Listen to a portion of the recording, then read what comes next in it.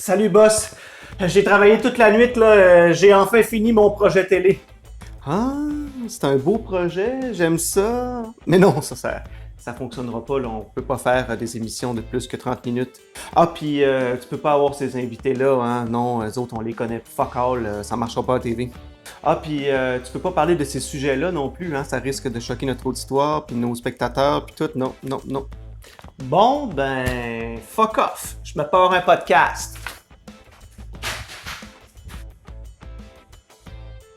Salut, bienvenue à Culture Keb. Je suis un grand fan de podcasts d'humour, même d'humour noir en général. Je le sais, ça paraît pas trop avec mon décor. Ceci est une collection de livres.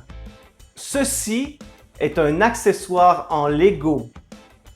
Ceci est mon jouet sexuel préféré. Mais bon, c'est ça qui est ça, j'aime ça l'humour et aujourd'hui je te parle de 10 podcasts humoristiques québécois à écouter absolument. On peut pas parler de podcast humoristique sans parler de Mike Ward sous écoute. En fait, Mike Ward, c'est quasiment un visionnaire. À la fin des années 2000, en 2008-2009, il lançait déjà sur le web sa version de sous écoute. En fait, à ce moment-là, c'était seulement lui qui parlait avec des humoristes sur Skype. Bon, les aléas de l'Internet, une mauvaise connexion fait en sorte que, surtout dans la fin des années 2000, parfois ça chiait.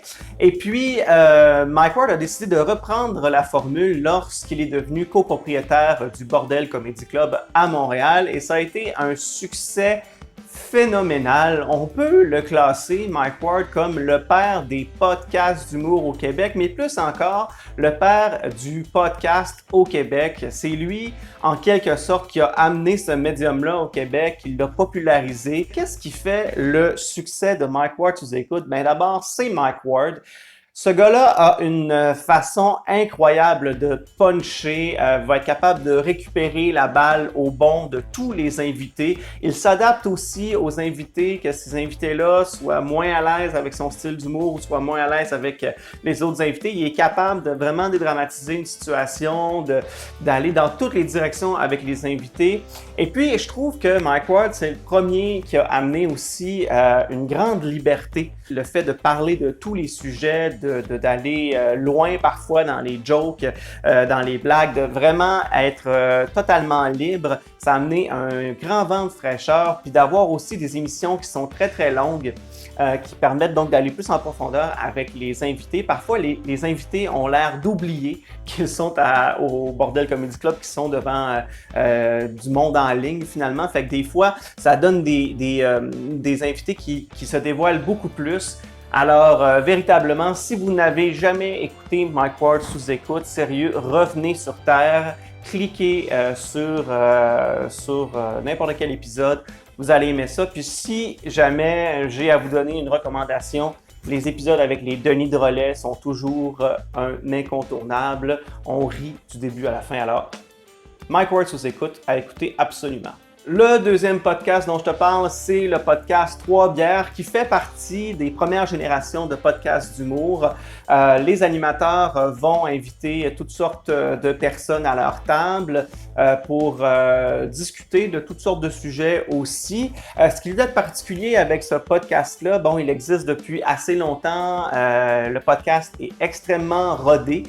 Mais ce qu'il y a de particulier, c'est qu'ils vont demander beaucoup les questions de leurs auditeurs via les réseaux sociaux. Et puis, donc, 3 questions qui vont être débattues, discutées avec les invités. Donc, 3 bières à écouter aussi.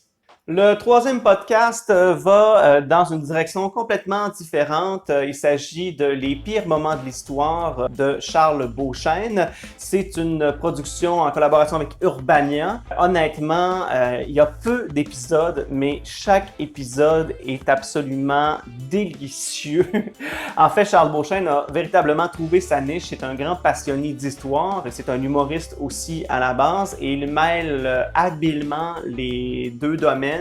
Il va donc construire des épisodes autour de moments marquants de l'histoire, mais de moments absolument terribles, la chasse aux sorcières, Vlad l'Empaleur, la peste noire. Alors tout ce qui a été horrible dans l'histoire de l'humanité, Charles Beauchesne en parle, en rit et il le fait de façon absolument drôle. Je pense qu'on rit parce qu'on trouve ça tellement terrible et horrible que ça nous fait vraiment marrer. Alors, Charles Beauchesne, un incontournable des podcasts d'humour au Québec. Les gars de Sexe illégal sont entrés à reculons dans le podcast humoristique au Québec. Ça leur tentait pas du tout. Ils se demandaient s'il allait avoir un auditoire pour ça. Et force est de constater que lorsqu'ils ont lancé Tu me niaises, ça a été un très grand succès. Ils se sont rendus compte qu'ils sont libres de parler d'à peu près n'importe quoi, de prendre l'angle qu'ils veulent. Et ce qui est intéressant avec ce podcast-là, c'est qu'il y a un troisième animateur, Jean-François Provençal, qui est un peu différent des deux gars de Sexe illégal. Les gars de Sexe illégal sont très de gauche, vont être très fuck the police, mais ils en sont extrêmement drôles et aussi sont très pertinents et intelligents. Et on amène avec ça Jean-François Provençal, très drôle aussi, très pertinent aussi, mais qui a son côté un peu plus optimiste, un peu plus innocent dans le sens de il est naïf plutôt. Alors, ça amène vraiment une belle dynamique dans ce podcast-là que je vous invite à découvrir. Donc, Tu me niaises du duo Sexe illégal. Je triche un peu pour le 5e podcast que je te présente. Pourquoi je triche? Parce que c'est un podcast d'un humoriste, mais qui ne parle pas que d'humour. C'est le podcast Wagner de Guillaume Wagner. J'apprécie particulièrement ce podcast-là parce que Guillaume Wagner nous amène dans toutes sortes de directions avec des invités vraiment différents. Il va parler à des scientifiques, il va parler à des sociologues, à des anthropologues, à des artistes aussi, peut-être plus émergents ou underground. Le fait qu'il parle à ces invités-là nous amène véritablement à piquer notre curiosité, à en apprendre plus sur divers sujets. Puis je trouve que quand même, Guillaume Wagner arrive à parler de ces sujets-là avec son vécu d'humoriste. Donc, c'est vraiment intéressant pour ça, même si c'est pas toujours... en fait, Guillaume Wagner ne veut pas faire rire avec ce podcast-là, il veut plutôt informer. Mais je vous le conseille fortement juste pour sortir un petit peu du cadre des podcasts d'humour au Québec. Alors, je triche un peu, mais Wagner, un de mes coups de cœur. Le 6e podcast dont je te parle fait aussi partie de la première génération des podcasts d'humour, donc ils sont extrêmement rodés. Je dirais plutôt il est extrêmement rodé parce que c'est surtout animé par PB Rivard. Il s'agit du podcast Le Carré de sable. Ce que j'aime avec Le Carré de sable, c'est que Pierre Bruno va dans des directions différentes avec ses invités. Il va être plus humain, je pense. Il va s'intéresser plus au vécu de ses invités. Va avoir des réflexions sur le monde avec ses invités. Donc, ça sort souvent du cadre de l'humour. Pierre Bruno Rivard a une grande sensibilité, une grande curiosité. D'ailleurs, il y a un penchant de son podcast qui s'appelle Curieux Rivard, là où il va questionner vraiment des sujets différents en profondeur. Mais avec ses invités, c'est intéressant et aussi ce qu'il va demander à ses invités à chaque semaine, c'est de leur parler de ce qu'ils ont appris durant la semaine. Vous savez, on apprend tous quelque chose à chaque jour, à chaque semaine. Donc, les invités parlent de ça, de ce qu'ils ont appris durant la semaine. Et voilà, moi je trouve que c'est un podcast où il y a une belle dynamique qui est amenée par Pierre Bruno. Et c'est un très bon podcast à écouter. Donc, Le Carré de sable, 6e proposition.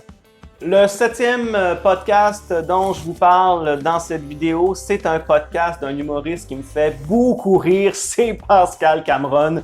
Pascal Cameron qui a une ironie, un sarcasme qui moi, me fait flancher vraiment, il me fait pisser de rire.